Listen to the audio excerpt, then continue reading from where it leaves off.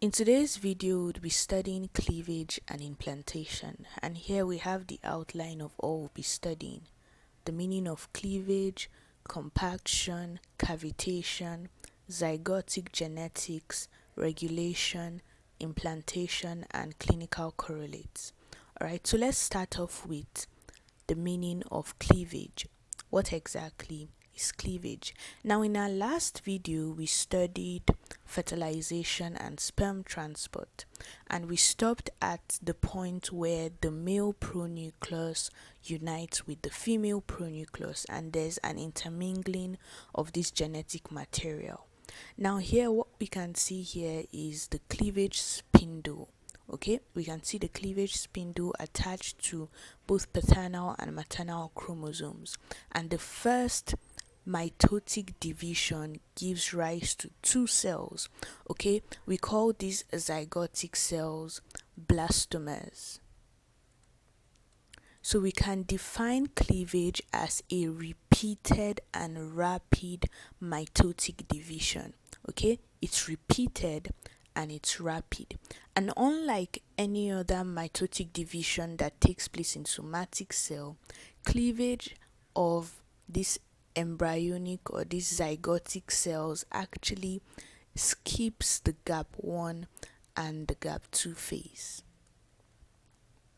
Okay, that is involved in interphase. Okay, so in interphase of cell cycle would have the gap 1, the S phase or the synthesis phase, and then the gap 2. But cleavage skips gap 1 and gap 2 that would normally take place in the interphase. It's also important for us to take note of the fact that in cleavage we have a reduction in the cytoplasmic volume. So with each successive division there is a decrease in the cytoplasmic volume. All right, so as we can see here, this is where we stopped at fertilization, and then there is a cleavage of this zygote, which leads to the formation of two blastomeres. So we have the two cell stage. It's also important for us to take note of the fact that cleavage begins at about 30 hours after fertilization. Okay, 30 hours after fertilization. Now, there are so many processes and so many things involved in cleavage, and we'll get to see all of this. Cleavage involves the process of compaction as well as cavitation. Okay, but before we go on to take a look at compaction and cavitation, let's take a look at the various cell stages that we have in cleavage. Now, right here we can see that we have the 2-cell stage. We have the 2-cell stage on the day 1 after fertilization. Then we move on to the 4-cell stage, then the 9-cell stage, the 16-cell stage, which is called the morula because it appears like a mulberry. Okay, morula means mulberry. This is the morula stage, the 16-cell stage. And then at the 58-cell stage, we can notice something here, which is this empty cavity. Okay, the empty cavity right here, and we can notice this inner cell mass and outer cell mass. We'll get to discuss this in details as we go on. And then, of course, right here we can see the trophoblast, the inner cell mass, the zona pellucida still attached, and this is about day 5 after fertilization, where we have about 107 cells. These cells are individually called blastomeres. Okay, so that is cleavage. Let's take a look at what is next on our outline. Alright, so we have seen the meaning of cleavage. Now let's take a look at compaction. What exactly is compaction?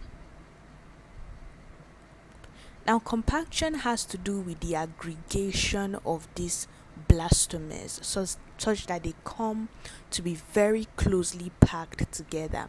There are two major factors that influence the process of compaction.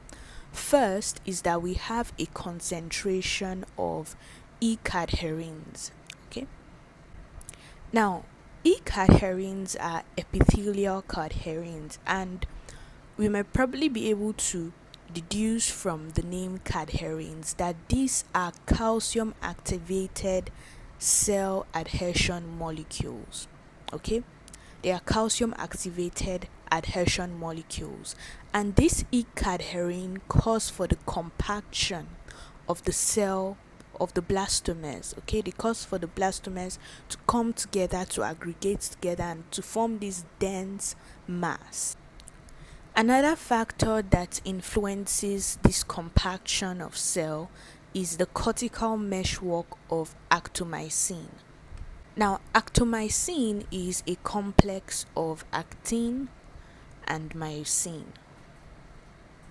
And actin and myosin are contractile protein molecules. Okay, now what this actomycin meshwork does is that it reduces the bulgy surface area of the cells. So take for instance, we have our two cells in this way.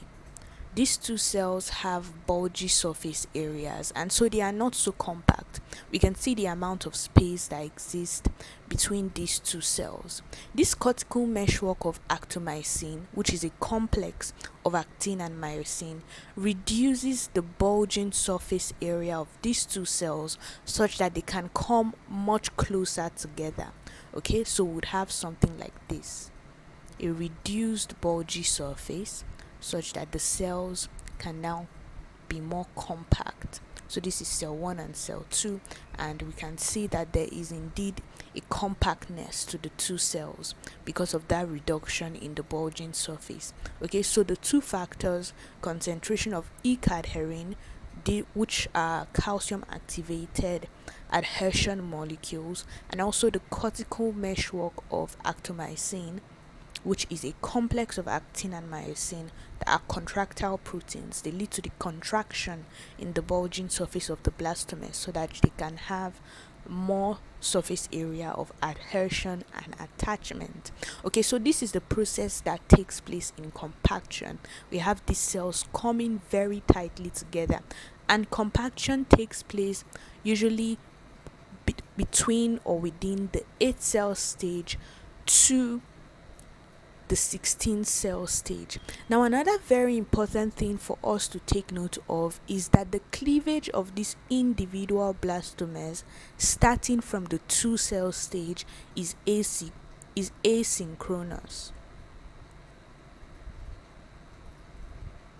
Now, this asynchronous nature of the cleavage is actually what leads to the formation of 3 blastomers. Okay, so at certain points in the cleavage, rather than having even number of blastomers, we have odd numbers. As we can see here, we have the 9 cell stage in this picture at the 2.5 days after fertilization. We could also have the 3 cell stage where one of the 2 blastomers divides, okay, due to cleavage, and the others still remain as a whole, and over time divides. Okay, so the asynchronous nature simply means that the 2 cells are not dividing simultaneously. They are not dividing at the same rate or at the same time. Okay, so we have compaction. Now let's take a look at cavitation. What exactly happens in cavitation? Now, cavitation, as the name implies, is the formation of a cavity within the embryo. Okay, it's a formation of the cavity within the embryo, and it follows after compaction. Now, in compaction, we had an aggregation of these cells, a coming together of these cells to form a dense mass. Okay, now what we have in cavitation is due to sodium potassium channels. Okay, we have sodium potassium channels, ATPase, sodium potassium ATPase, adenosine triphosphatase. Okay, now this channel causes for an influx of sodium ions. In addition to this influx of sodium ions, we also have an influx of water. Okay, we have an influx of water into this cell mass that has become compact, and this water and sodium comes to accumulate within the regions within the little regions of spaces that we have in the compact group of cells. Okay, so the water accumulates within this small region, and over time it coalesces. It coalesces to form a all the fluids come together as one, okay, to form the blastocyst cavity, or to form the blastocyst cavity. And then we have a differentiation of these cells. Some of the cells would go on to form the inner cell mass due to the formation of this blastocyst cavity and accumulation of fluid, and some of the cells would go on to form the outer cell mass, which is called the trophoblast. Okay, so we have the inner cell mass and the outer cell mass due to cavitation, and then of course we have the blastocyst cavity. At this stage of cleavage, the embryo is referred to as the blastocyst. So this is the blastocyst stage of cleavage, and we have a blastocyst cavity where we have this accumulation of fluid. It's important for us to take note of the fact that at this stage, the embryo is still surrounded by the zona pellucida. If we could remember from our video on fertilization, we know that the zona pellucida is this glycoprotein coat around the oocyte, and after fertilization this glycoprotein coat still remains up until the point of implantation, where we have what we call the blastocyst hatching, where there's a dissolution of the zona pellucida. Okay, so it's important for us to take note of this. As we can see here in this picture, we can see the blastocyst cavity or the blastocele, and then we can see our inner cell mass and our outer cell mass, and we can see that the embryo is still surrounded by the zona pellucida. Okay, this picture also helps to illustrate. We can see here again, this is the early blastocyst. We have the embryoblast. Okay, very important for us to take note of the fact that just as the outer cell mass is referred to as the trophoblast, the inner cell mass is referred to as the embryoblast. And it's referred to as the embryoblast because, as we'll go on to see, this inner cell mass is what is going to lead to the formation of the embryo proper. It leads to the formation of the embryo proper. In other words, the embryo forms from the inner cell mass, and in addition to the formation of the embryo, it also leads to the formation of some extra embryonic membranes and some extra embryonic structures. However, the outer cell mass or the trophoblast only leads to the formation of extra embryonic structures. It doesn't contribute to the formation of the embryo proper. Okay, so it's important for us to take note of that. And of course, we can see the disintegrating or the degenerating zona pellucida when it's getting close to the time for implantation, and this entire embryo with the blastocyst cavity is referred to as the blastocyst. Okay, it's also important for us to take note of the fact that the end of the blastocyst that contains or that holds the inner cell mass, the end of the blastocyst that has the inner cell mass, is referred to as the embryonic pole. Okay, this is the embryonic pole of the blastocyst, and the part of the blastocyst that doesn't have the inner cell mass, or that is opposite to the inner cell mass, is referred to as the embryonic pole. Okay, also the portion of the outer cell mass directly overlaying the inner cell mass, okay, the portion of the trophoblast that directly overlays the inner cell mass is referred to as the polar trophoblast. And the part of the trophoblast that occupies the entire region of the embryonic pole is referred to as the mural trophoblast. So far, we have been able to define cleavage. We have been able to take a look at compaction, which is influenced by the concentration of ec-adhering molecules, as well as a cortical meshwork of actomycin. We've also been able to take a look at cavitation, which is due to an influx of sodium and water molecules to form this fluid filled space that coalesces, okay, such that we have a separation, a sort of segregation between these cells. We have the inner cell mass and the outer cell mass. Now, before we go on to take a look at the zygotic genetics, which for this video we'll be considering on a very surface level, it's important for us to take note of some theories that are associated with cavitation. Okay, so let's take a look at those theories.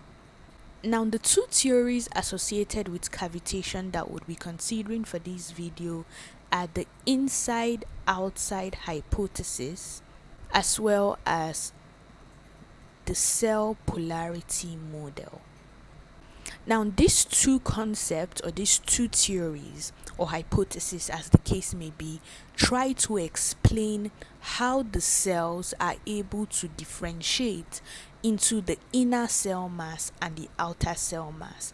As we would go on to study, we would get to see that at the 2-cell stage, and even in some cases up to the 4-cell stage, the blastomers are said to be totipotential. To be totipotential, or when a cell is considered to be totipotential, it means that if such a cell is isolated, okay, when such a cell, or if such a cell is isolated, it's able to develop into a normal adult individual. Okay, so it has been noticed and it has been experimented that when at the 2-cell stage or the 4-cell stage, and even in some rare cases up to the 8-cell stage, if a blastomer is isolated, it's able to form the entire embryo as a normal individual. Okay, now the inside and outside hypothesis, as well as the cell polarity model, try to explain how this totipotential cell is able to differentiate to sort of like a fate mapped cell. Fate mapped in the sense that, as earlier stated, the fate of the inner cell mass is to form the embryo proper, as well as some extra embryonic structures, while the fate of the trophoblast, or the outer cell mass, it cannot necessarily lead to the formation of the embryo proper. So how exactly is this initially totipotential cell able to be fate mapped to a particular cell lineage? Now, according to the inside-outside hypothesis, it does explain that the differentiation of the outer cell mass and the inner cell mass is not based on any intrinsic property. Okay, so that differentiation, according to this hypothesis, is not based on intrinsic properties. This is the first thing for us to take note of in this hypothesis. Another thing considered under the inside-outside hypothesis, having stated that differentiation is not based on intrinsic properties, it does state that differentiation is more or less strictly based on the position of the blastomer.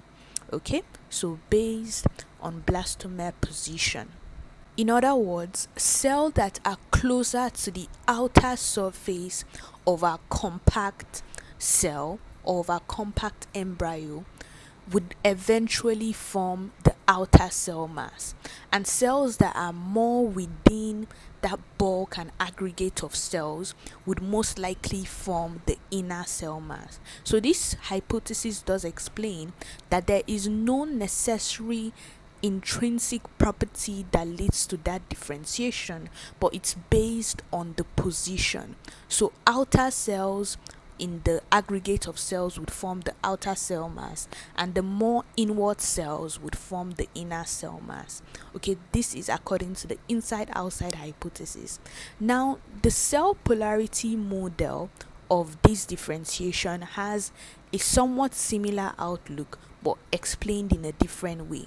This model explains that the differentiation of this blastoma into either outer or inner cell mass is based on the plane of cleavage.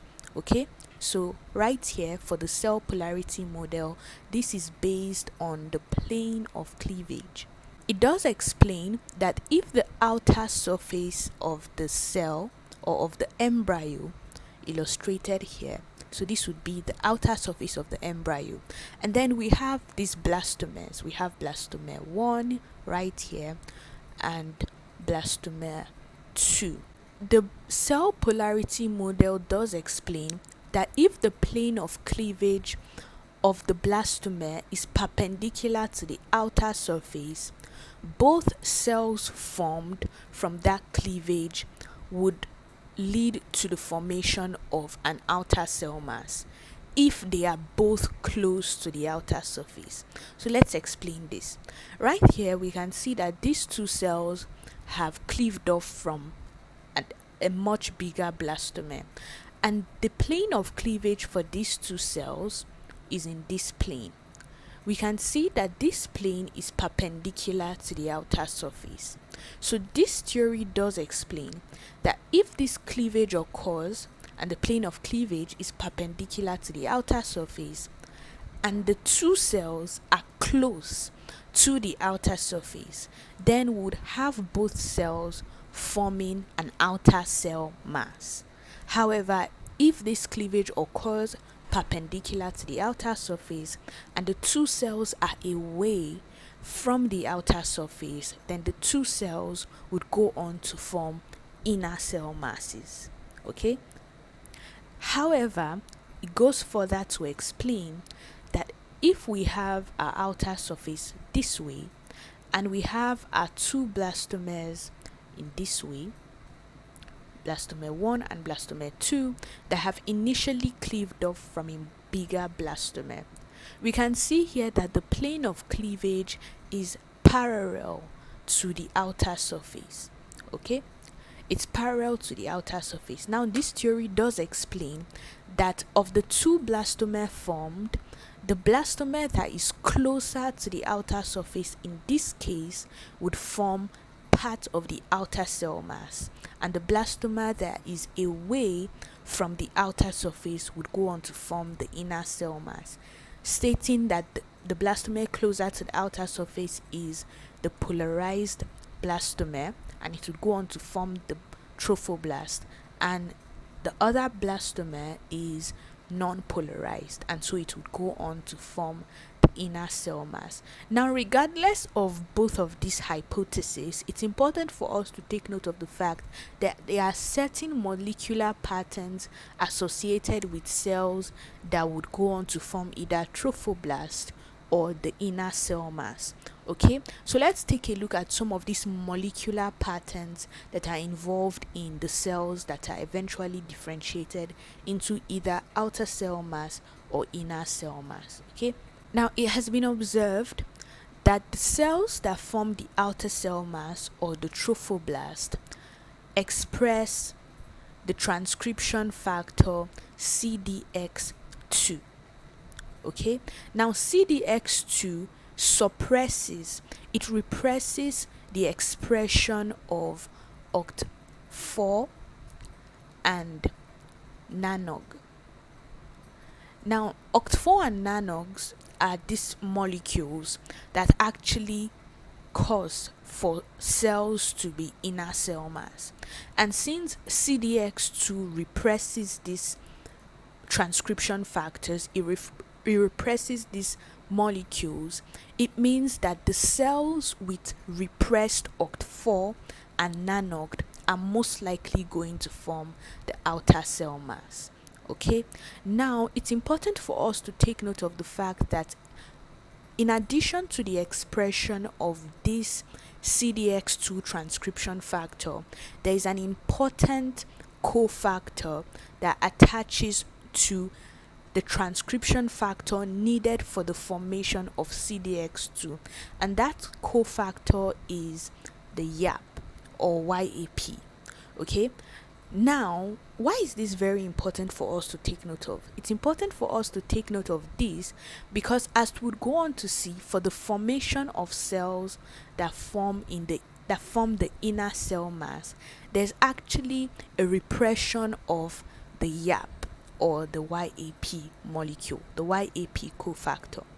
And this repression or inhibition of the YAP prevents the expression of CDX, and since we do not have the expression of CDX, we have the expression of OCT4 and NANOG. And OCT4 and NANOG are molecules associated with the inner cell mass. Okay, now the particular pathway or signaling that inhibits this YAP4, or rather that inhibits the YAP or YAP, is the HIPPO pathway or the HIPPO signaling. Now, the HIPPO pathway or the HIPPO signaling prevents this YAP4 factor from entering into the nucleus. And since it prevents it from entering into the nucleus, it's unable to attach to the transcription factor needed for the production of CDX2. Reduced CDX2 in the cell causes for the expression of OCT4 and NANOG. And OCT4 and NANOG enhance the formation of these inner cell blastomeres. Okay, so it's important for us to take note of this.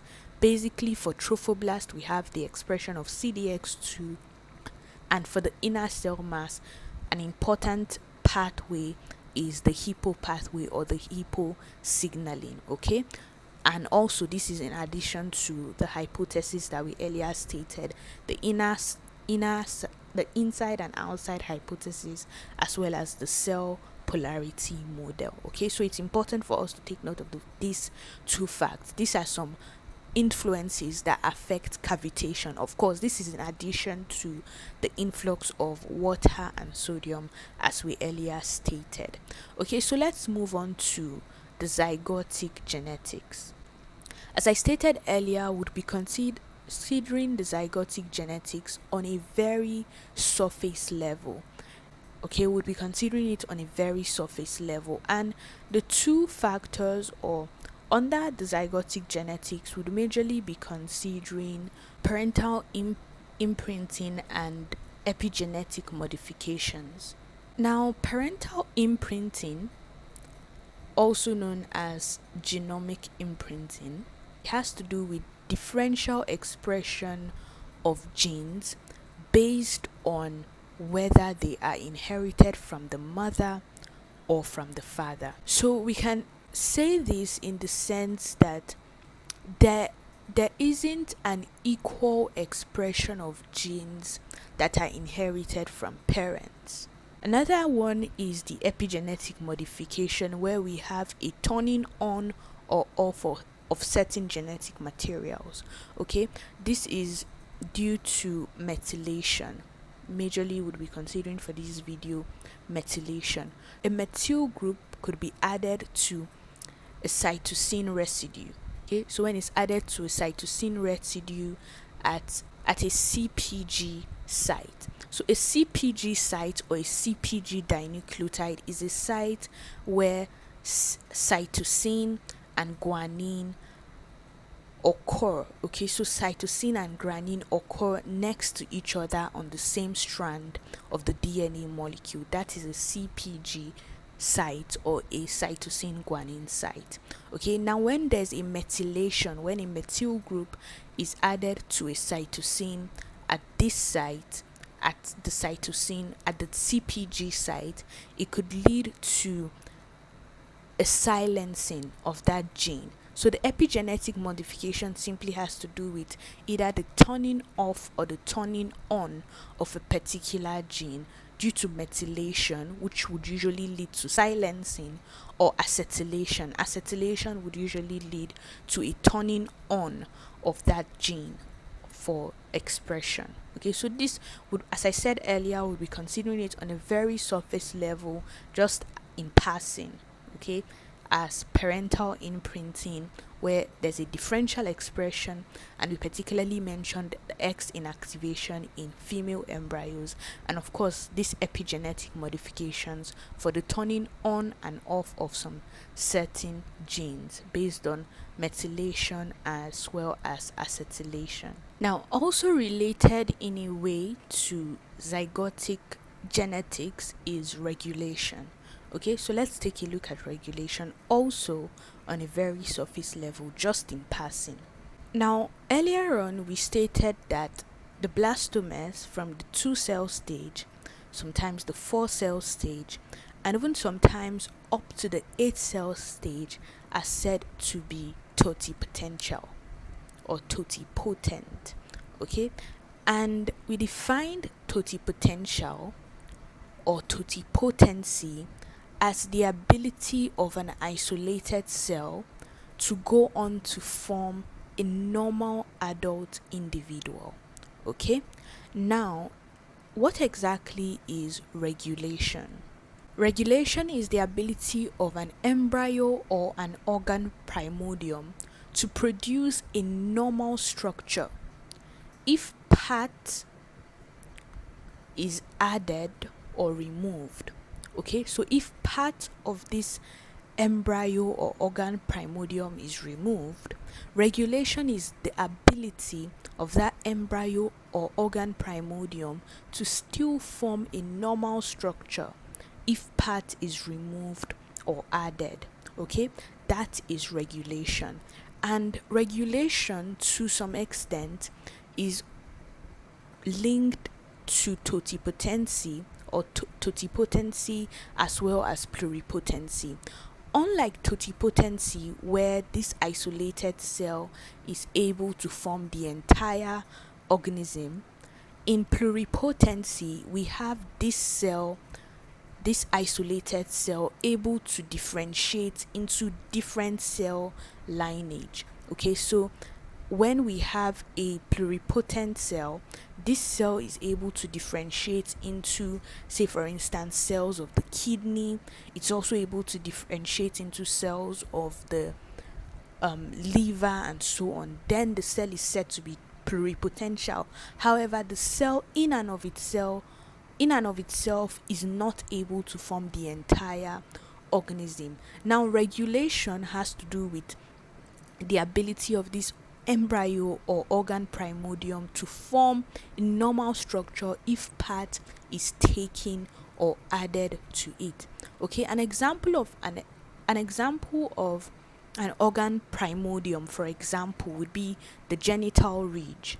Okay, the genital ridge, which is basically the somatic precursors for the gonads in an embryo. Okay, now if part of the genital ridge is removed or some part is added to the genital ridge, the ability for the genital ridge to form a normal gonad structure in either the male or the female is regulation. Contrast to regulation is a mosaic development. Okay, so this is regulative or regulation development, and then we have the mosaic development. In the mosaic development, we have a strict fate mapping. Now, what exactly is fate mapping? Fate mapping has to do with literally the mapping of a cell to a particular lineage. Okay, so take for instance, we have cell 1 and cell 2. In regulative development, where we have cell 1 and cell 2 in this organ primordium, if cell 1 is removed, cell 2 is able to compensate for the removal of cell 1 and form a normal organ primordium. Okay, that's in regulative development. However, in the mosaic development, there is a strict fate mapping such that if a particular part is removed or added, it's unable to compensate for that removal. So in a mosaic development, if cell 1 is removed, there is a strict fate mapping to cell 2 such that cell 2 cannot compensate for the removal of cell 1, and so we have an abnormal structure forming. Okay, so this is in contrast, of course, to the regulative development, which is the mosaic development. So it's important for us to take note of that. And of course, this is just on a very surface level. We're just considering this in passing. There's a lot more details to all of this. However, we're not focusing on that in this video, but it's important for us to take note of the totipotential nature of cells as well as the pluripotential nature of some cells with relation to regulative development as well as mosaic development. Now let's go back to our outline for the video. Alright, so we have considered so far the meaning of cleavage, compaction, cavitation, zygotic genetics, as well as regulation. Now let's take a look at implantation. What exactly happens in implantation? What is the process involved? For implantation, we'll be considering this under 2 or 3 major headings. First, we have apposition. The next is adhesion and attachment. And lastly, we have invasion. So let's take a look at this one after the other. First, we have apposition. Now, apposition simply has to do with the orientation of the blastocyst. Remember that implantation is taking place at the blastocyst level of cleavage. Okay, so apposition has to do with the right orientation of the blastocyst. It's important for us to take note of, as we stated earlier, we saw that the part of the blastocyst that has the inner cell mass, the end of the blastocyst that has the inner cell mass is referred to as the embryonic pole, while the opposite end is the abembryonic pole. Now it's important for us to take note of the fact that implantation usually takes place such that the embryonic pole is opposed to the endometrium of the uterus, not the other way around. So it's the embryonic pole to the endometrium and not the abembryonic pole. Okay, so this is simply what is involved in apposition. The blastocyst is properly oriented such that the embryonic pole is opposed to the endometrium of the uterus. Now, also very important for us to take note of the fact is that before implantation takes place, up until just before implantation, we still have the embryo or the blastocyst surrounded by the zona pellucida, which we stated is this glycoprotein coat. Okay, now just before implantation, we have formation of trough ectodermal projections. Okay, this trough ectodermal projection produce certain lytic enzymes that cause for the breakdown of the zona pellucida, and this dissolution of the zona pellucida is what is known as blastocyst hatching.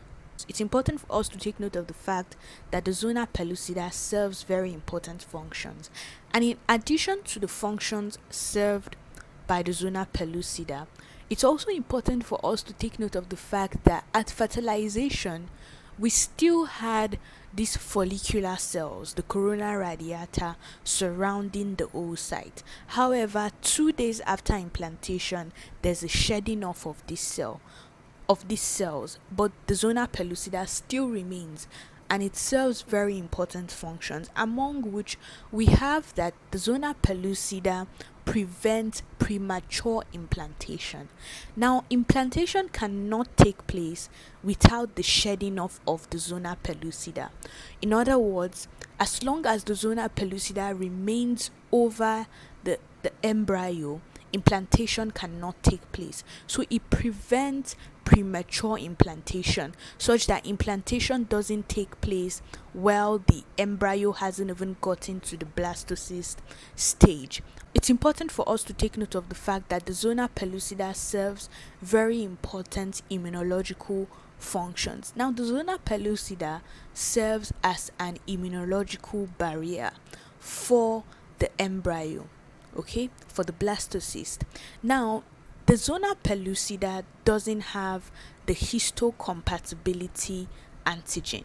Now, the absence of this histocompatibility antigen on the zona pellucida means that the zona pellucida is unable to trigger an immunological response.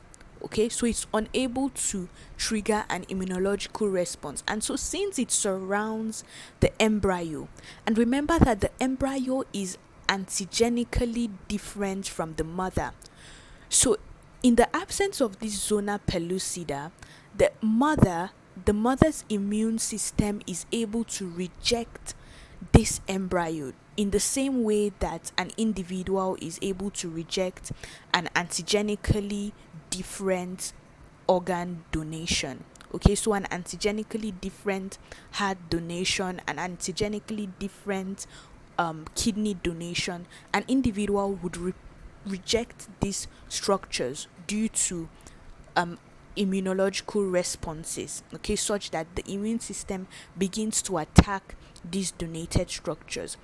The mother's immune system is also able to do this to the embryo. However, we would see that there are certain mechanisms put in place to prevent this immunological rejection, part of which is the zona pellucida that prevents and serves as an immunological barrier to the embryo. Okay, so it's important for us to take note of that. Firstly, it prevents premature implantation, and it also serves as an immunological barrier. Now, let's take a look at what goes on next after apposition. Now, of course, we have the blastocyst hatching. Okay, so if the only immunological barrier is the zona pellucida, now with the blastocyst hatching, there is likely to be an immunological response to the embryo. However, there are other mechanisms put in place, and as we would see, one of which is the early pregnancy factor. Now, the early pregnancy factor is produced by the trophoblast of the embryo, and within 34 to 48 hours after fertilization, it is present in the serum of the mother.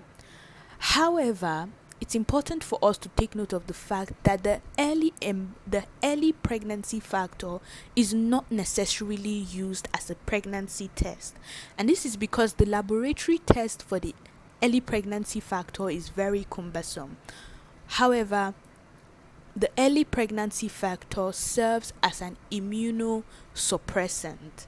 Okay, serving as an immunosuppressant, the early pregnancy factor suppresses the immunological response of the mother to the antigenically different embryo, such that the embryo doesn't trigger an immunological response that leads to its destruction. Okay, the early pregnancy factor, very interestingly, belongs to a family of proteins known as the heat shock protein. Okay, so we can see two mechanisms that prevent immunological responses to the embryo: the zona pellucida, due to its lack of histocompatibility antigen, as well as the early pregnancy factor, which serves as an immunosuppressant. It's also important for us to take note of the fact that although the early pregnancy factor is actually produced by the trophoblast of the embryo, much of the early pregnancy factor that is detected in the serum of the mother within 34 to 48 hours after fertilization is actually produced by the ovary, but the trophoblast does produce this early pregnancy factor. Okay, so we have seen the apposition, which has to do with opposing the embryonic pole to the endometrium, as well as certain immunological strategies that are put in place to prevent destruction of this antigenically different embryo. Okay, now it's important for us to take note of a very important term which is referred to as the implantation window. Now, just as we have the fertile window, which is the period of days within which a woman is likely to conceive in the phase of intercourse, the implantation window is a window of days, is a period of days within which implantation must take place. The implantation window is the period within which there is high receptivity of the uterus. So the uterus is receptive to implantation. It's important for us to take note of the fact that in the ovarian and menstrual cycle, especially in the proliferative and the secretory phases of this cycle, these phases are actually in preparation for implantation.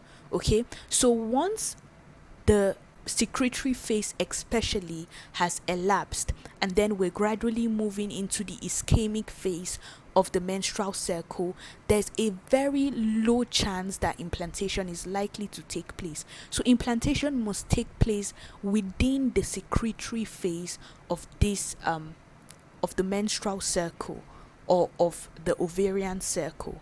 Okay, the implantation window is usually within day 20 to day 24 of an ideal menstrual cycle.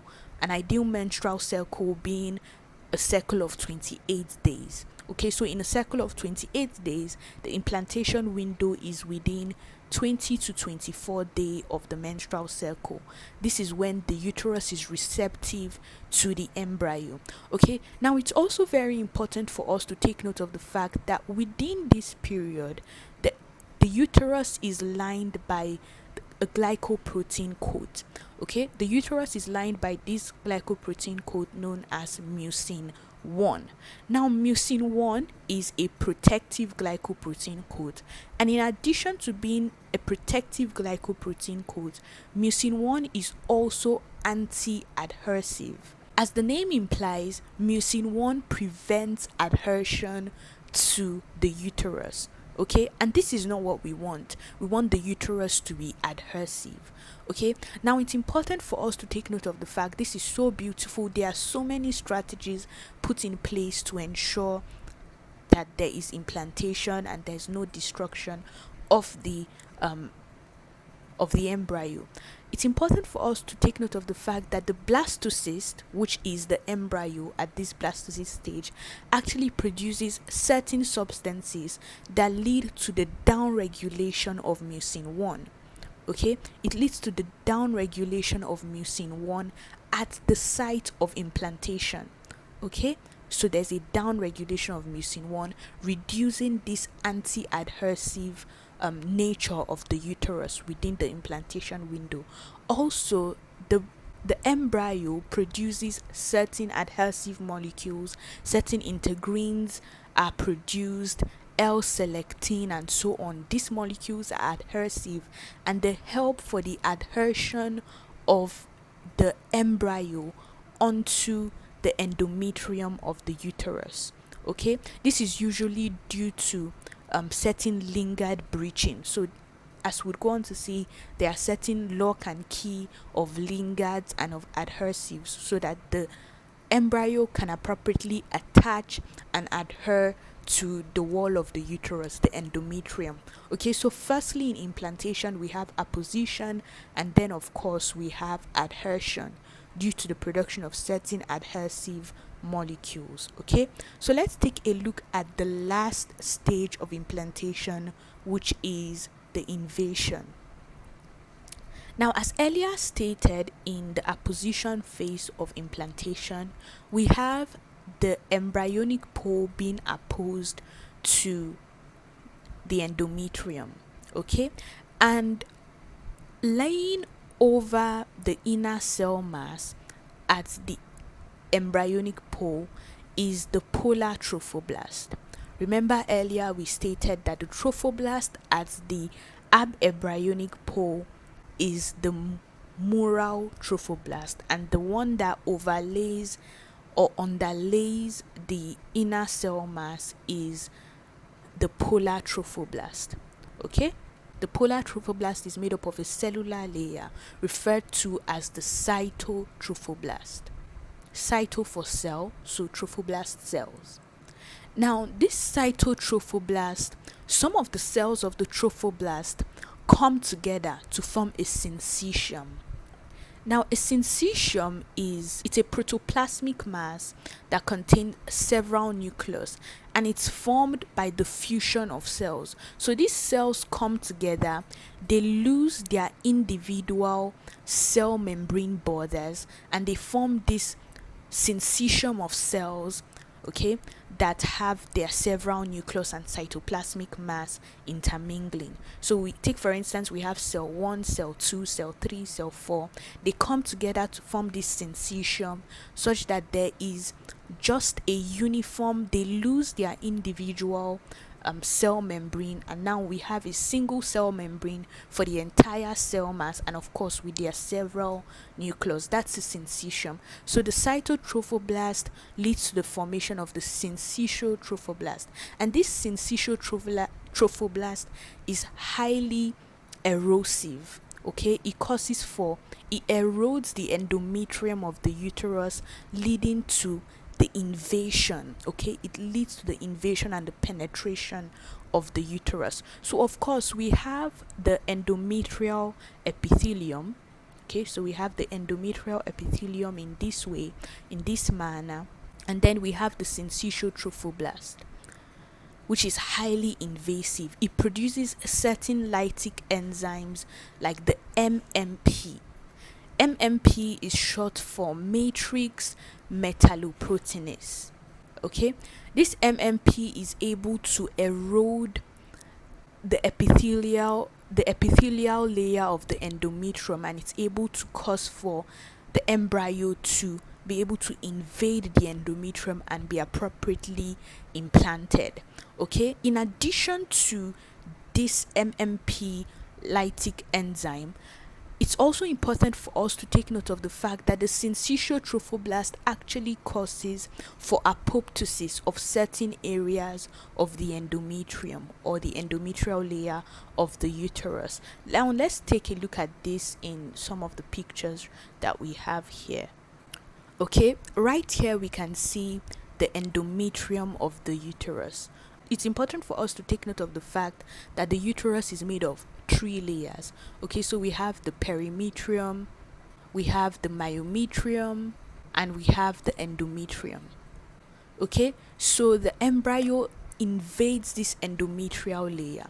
Right here we can see the endometrial epithelium, we can see the embryonic pole, and at this stage we have a gradual formation of that highly invasive and highly erosive syncytial trophoblast. So at this stage in particular, we can see their position. The embryonic pole is directly opposed to the endometrial epithelium. Okay, so let's move on to the next stage. Right here we can see the formation of this syncytium. We can see the formation of the syncytial trophoblast. Okay, and we can see that it invades into the endometrium, invades into the endometrial stroma. Okay, also we can see that within, although not necessarily illustrated here, but within the syncytial trophoblast we have certain empty spaces. We call these spaces trophoblastic lacunae. They are empty spaces in the sense that they do not contain protoplasmic mass. Okay, they do not contain cytoplasmic or protoplasmic mass. They are empty spaces, and as the syncytial trophoblast continually erodes into the mother's endometrium or the endometrium of the uterus, it comes in contact with the endometrial capillaries. It comes in contact with certain capillaries of the mother's endometrium.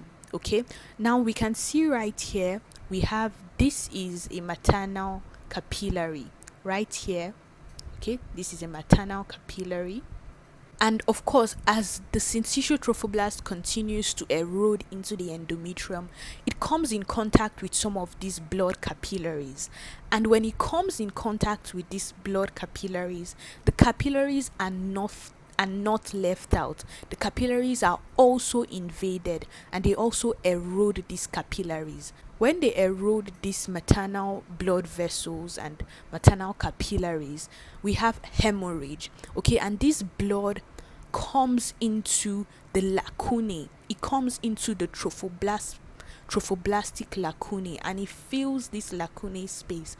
We'd get to see all of this when we study the formation of the placenta. It's also important for us to take note of the fact that the syncytial trophoblast form this junctional complex. Okay, it forms this junctional complex with the endothelial layer of the capillary, of the blood vessel. It forms a junctional complex such that the blood vessel or the capillary is now becomes somewhat continuous with the syncytial trophoblast. Okay, so we have something like this. It erodes it, it forms a junctional complex, and the capillary becomes continuous with the syncytium.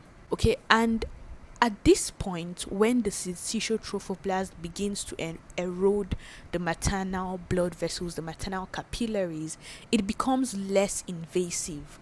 Okay, and this is to prevent excessive implantation of the embryo. However, it's important for us to take note of the fact that the embryo actually becomes totally embedded into the endometrium. Okay, it becomes totally embedded into the endometrium, such that if we have our endometrium this way, the embryo becomes totally embedded. Okay, and the original site of penetration, okay, the original site of penetration becomes encapsulated.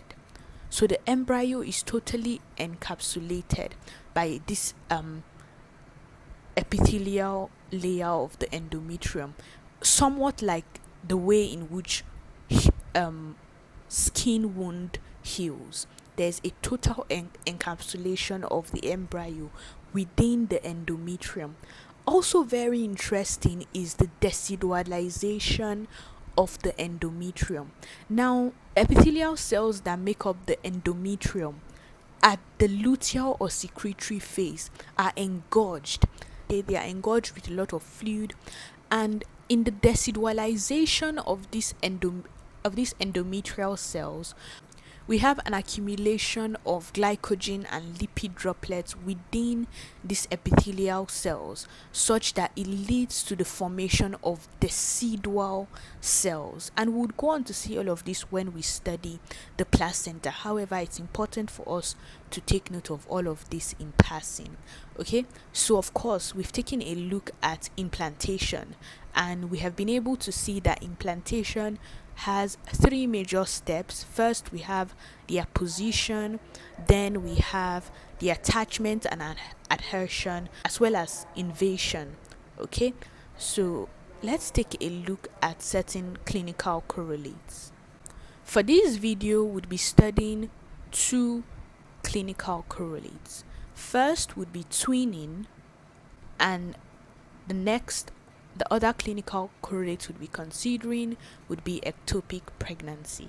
Now, twinning has to do generally with the formation of two births or two embryo in a single gestational period. Okay, so it could be dizygotic twinning. Okay, so we could have dizygotic twinning, in which case we have the formation of fraternal twins, and we could have monozygotic twinning, in which case we have the formation of identical twins. Now, in the dizygotic twinning, we have the fertilization of two ovulated oocytes. Okay, now in a normal ovarian circle, would usually have a dominant follicle in one of the ovaries, and one of the ovary ovulates. Okay, one of the ovary releases this oocyte into the fallopian tube.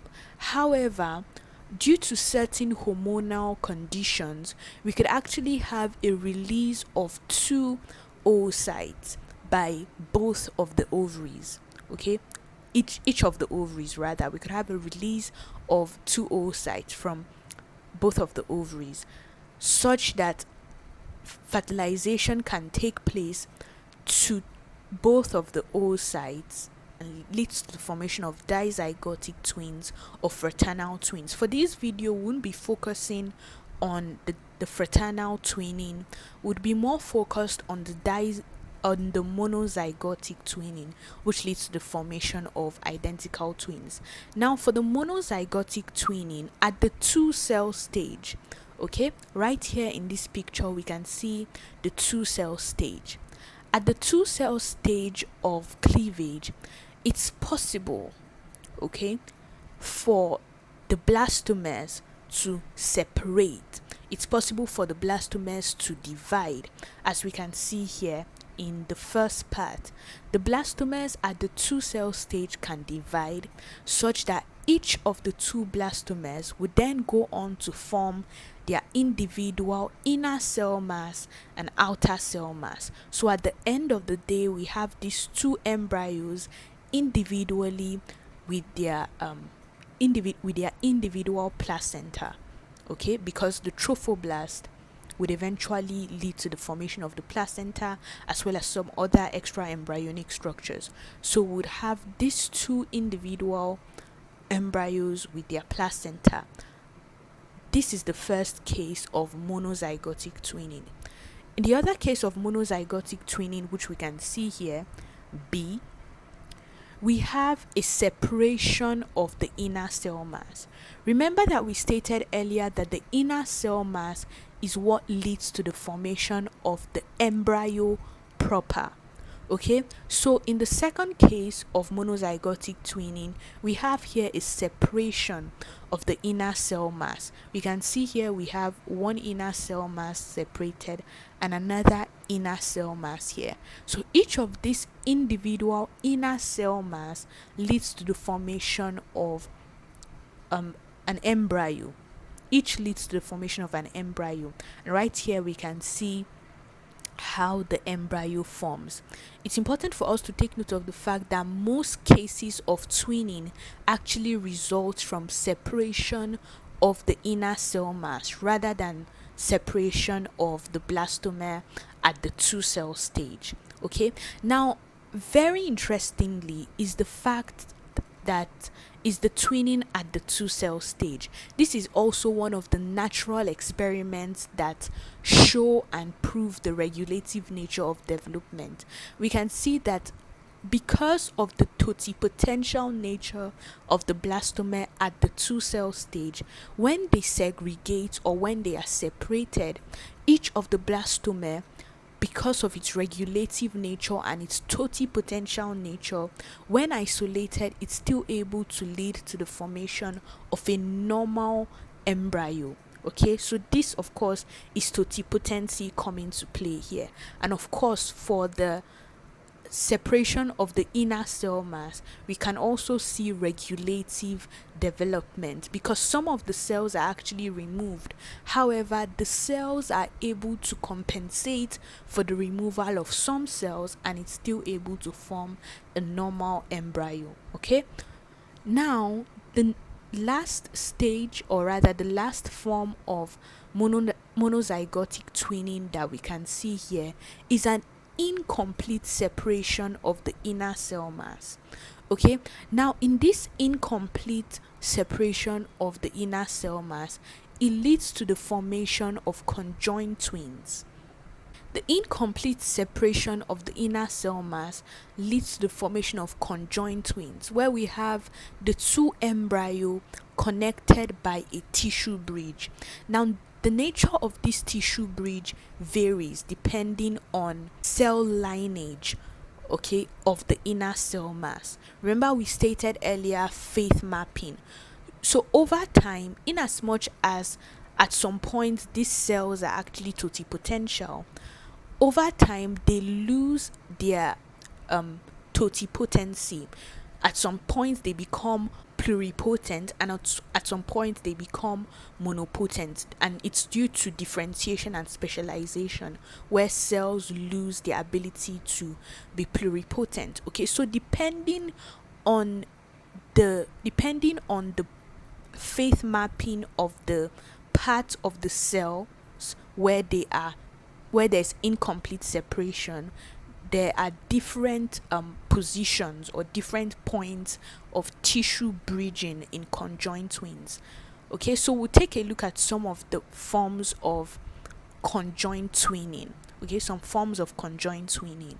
Right here in this picture, in the first form of conjoined twinning, which is referred to as cephalopagus or craniopagus. Okay, so cephalopagus twinning, we have a tissue bridge between the two cranium of the embryo. Okay, we can see that there's a tissue bridge between the cranium of the embryo. It's referred to as cephalopagus twinning or craniopagus twinning. Right here in B and C, we can see a rump to rump conjunction, a rump to rump conjoining. Okay, rump to rump conjoining. This is referred to as a pyopagus twinning. It's a form of conjoined twinning, pyopagus. We can see that the hind side of both twins are conjoined, and here we can also see the back of both twins are conjoined. Right here we can see a fusion in D. Right here we can see a fusion of the cranium and the thorax. Okay, this is known as craniotrachopagus conjoined twinning. Okay, and here in F, right here we can see a fusion of the thorax or of the trunk, and this is known as trachopagus conjoined twinning. So these are the different forms of conjoined twinning that we could have, and of course, as stated earlier, is due to an incomplete separation of the inner cell mass. So it's important for us to take note of this. Now let's take a look at our next clinical correlate, which is ectopic pregnancy. Now it's important for us to take note of the fact that the ideal site of fertilization is the ampulla region of the fallopian tube. Okay, the ampulla region of the fallopian tube. This is the most common site of fertilization, the ampulla region. Now, the most common site of implantation and the ideal site of implantation of an embryo is the mid portion of the posterior uterine wall, the mid portion of the posterior wall of the uterus. Now, ectopic pregnancy occurs when there is implantation at an abnormal site. Okay, that's ectopic pregnancy. Abnormal siting of implantation, where implantation takes place at an abnormal site, at a site where it shouldn't take place at, and would look at the various forms of this ectopic pregnancy. Okay, so would consider tubal pregnancy, where implantation takes place in the fallopian tube. Okay, we have ovarian pregnancy, where implantation takes place within the ovary. This is very rare. We have cervical pregnancy, where implantation takes place within the cervix of the uterus. We could also have abdominal pregnancy, where implantation takes place within the abdominal region, and the most common site for abdominal pregnancy is the rectouterine pouch, which is also known as the pouch of Douglas. Now let's taking a look at tubal pregnancy, where implantation takes place within the fallopian tube, within the uterine tube. Now tubal pregnancy is most common in women with endometriosis. Okay, now remember we stated earlier that the uterus has 3 layers. Okay, we have the perimetrium, we have the myometrium, which is the smooth muscle layer, and then we have the endometrium.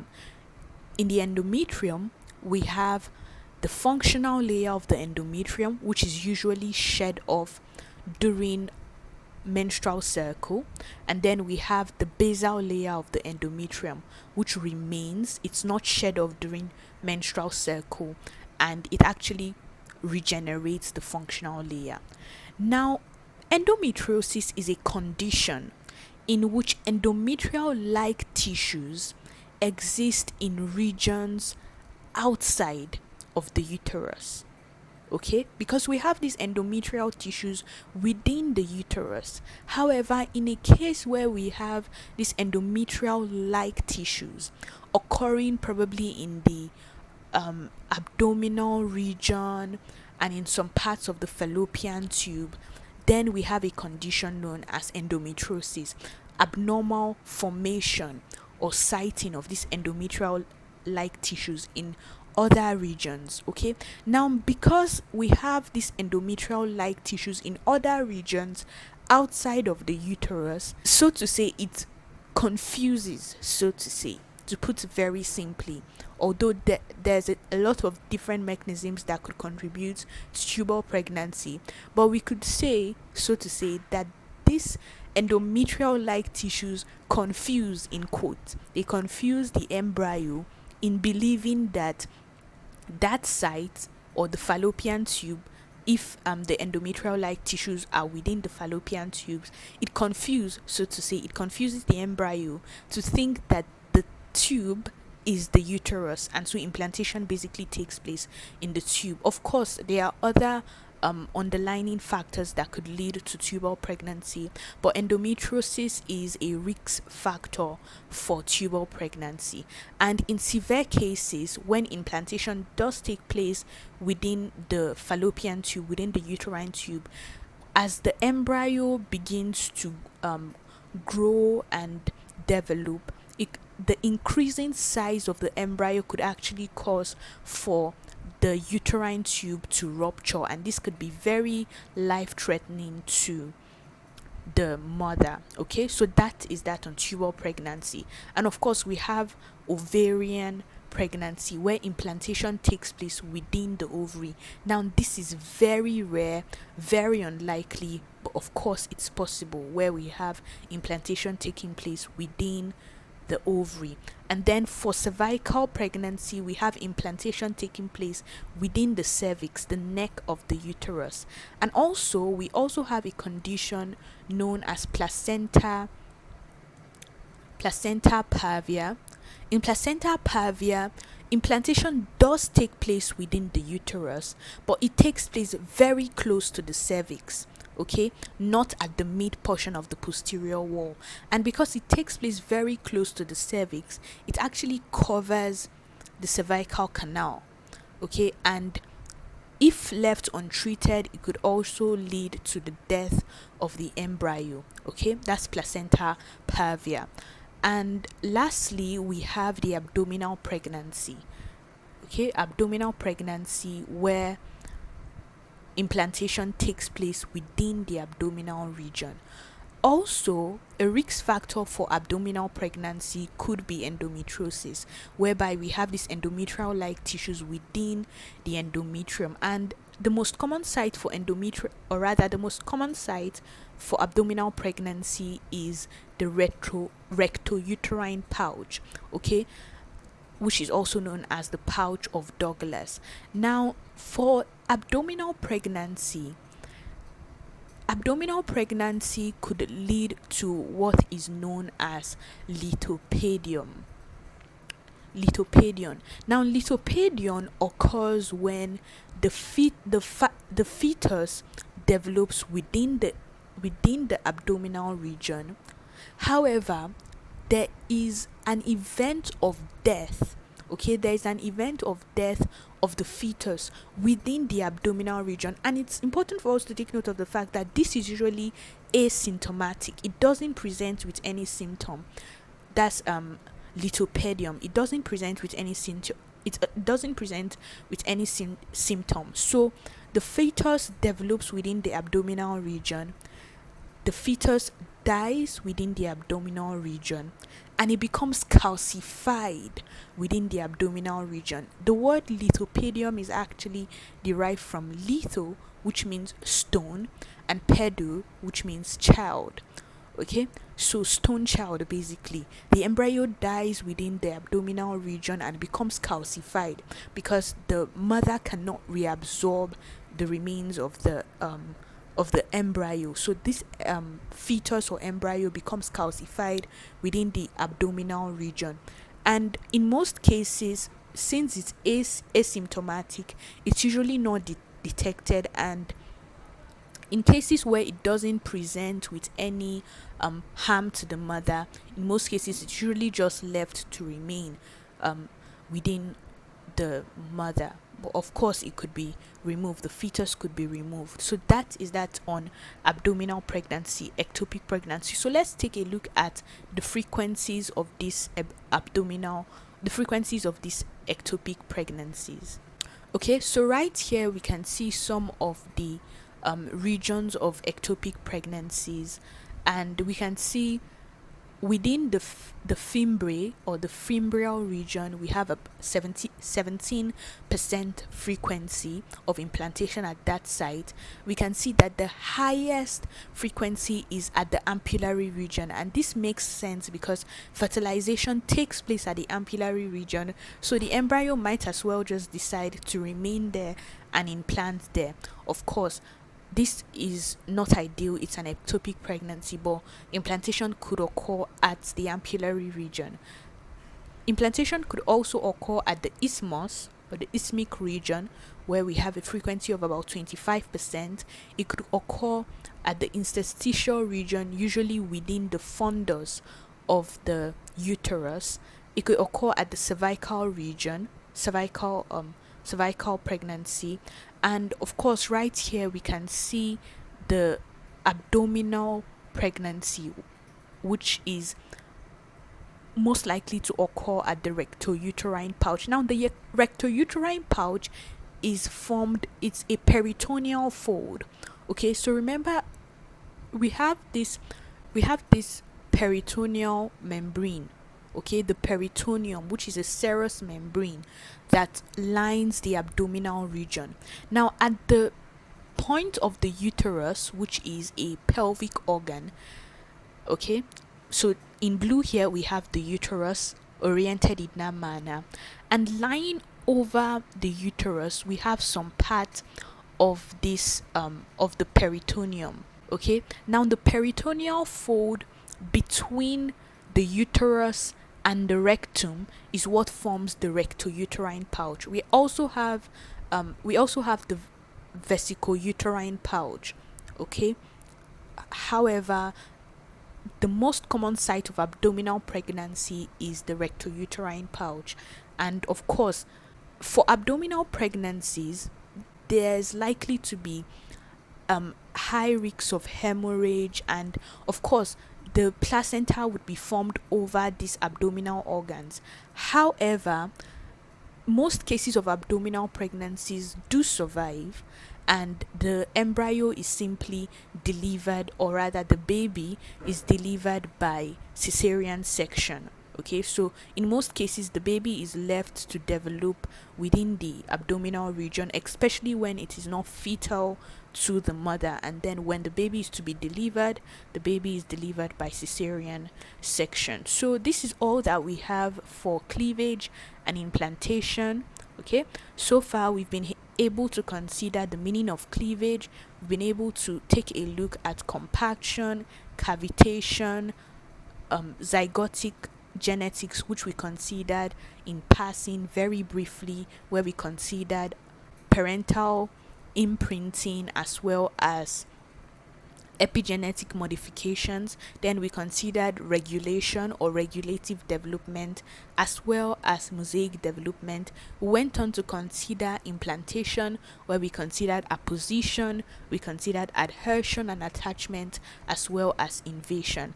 And then we considered lastly clinical correlates, where we considered twinning and ectopic pregnancy.